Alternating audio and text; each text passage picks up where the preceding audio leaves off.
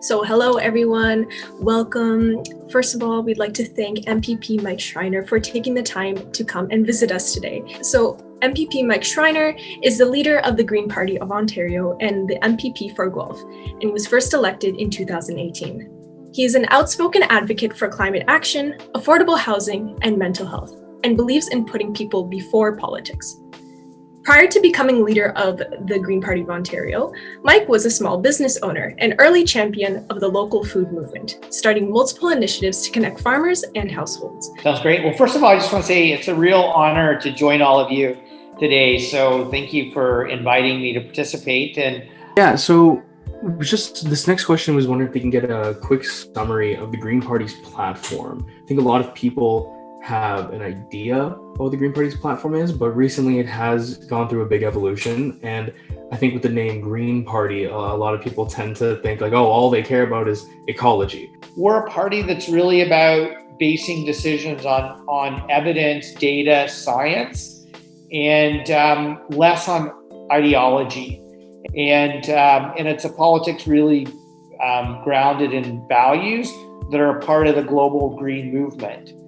That being said, you're going to probably want to know, what are your priority issue areas? So one is just having a bold plan to address the climate crisis. I mean, literally Canada's on fire right now. I mean, we're all well aware of the numerous forest fires in British Columbia in particular, but Northwest Ontario is on fire right now as well. A number of Indigenous communities in the Northwest are having to evacuate. The hazy skies you're seeing in the GTA right now is from forest fires. Matter of fact, a couple of days ago, Toronto had the worst air quality of any city in North America. The Gulf of Mexico was literally on fire. Europe right now is experiencing historic floods.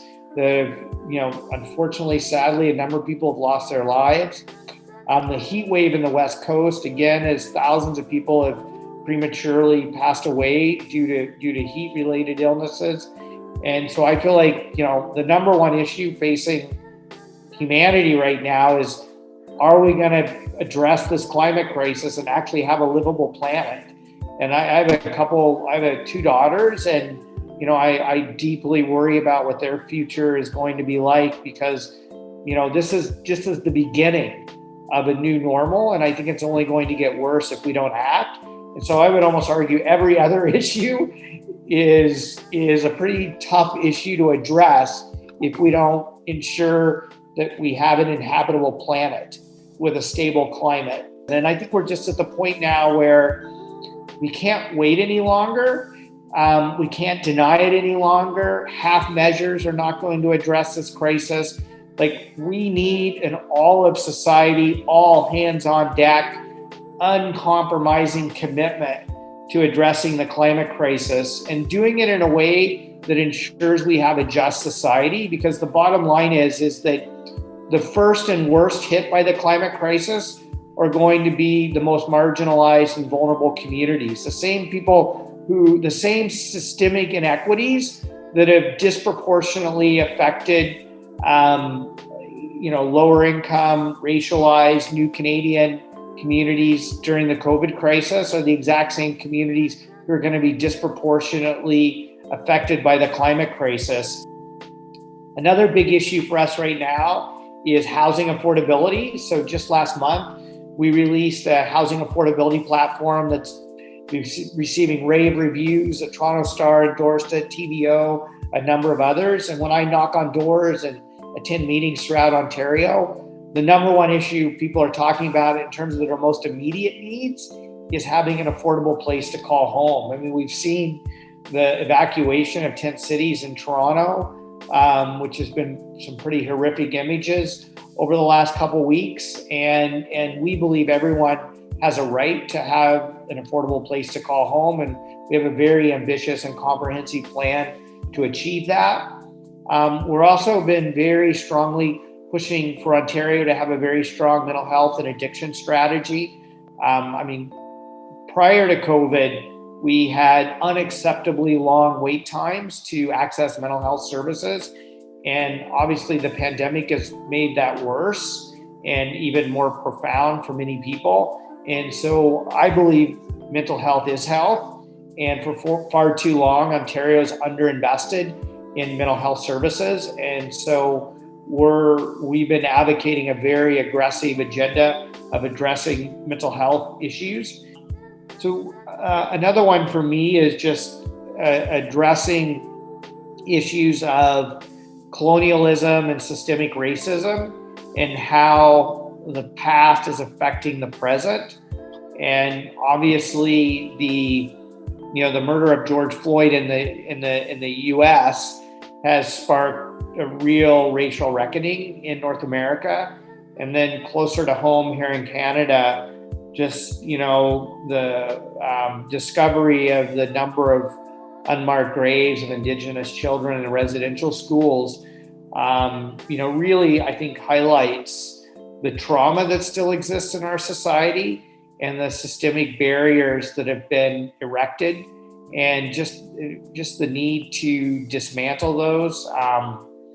The other for me is just, the horrific Islamophobic murder of a family in London, but also a number of instances of Islamophobia we've seen in communities across Ontario. And, I guess we have to, as a society, decide whether, we're going to implement laws and put in place systems that truly build an inclusive society.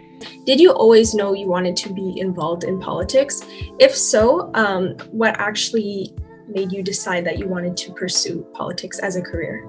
And I define politics very broadly as the way in which we organize our society and address needs within our society as a community.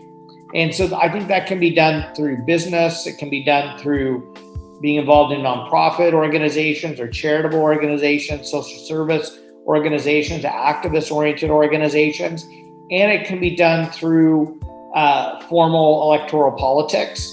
And it can also be done through other levers of government by working within the public service, for example, maybe working for a think tank or an NGO, because essentially government is, particularly in a democratic society, is, kind of the collective will of the people. And you hope government decisions reflect what a majority of the people want and need, while at the same time protecting minority rights.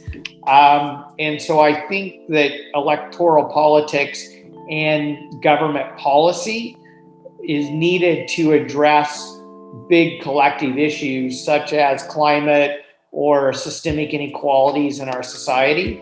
And so that's why I highly encourage people, regardless of whatever path you take, to also recognize that the people who we elect and the voice and values they bring to Parliament are critical to determining how we organize our society and how we address issues that affect each and every one of your lives. What infrastructure change does the Green Party, and I guess also by extension yourself, believe is necessary in order to achieve a lot of these goals?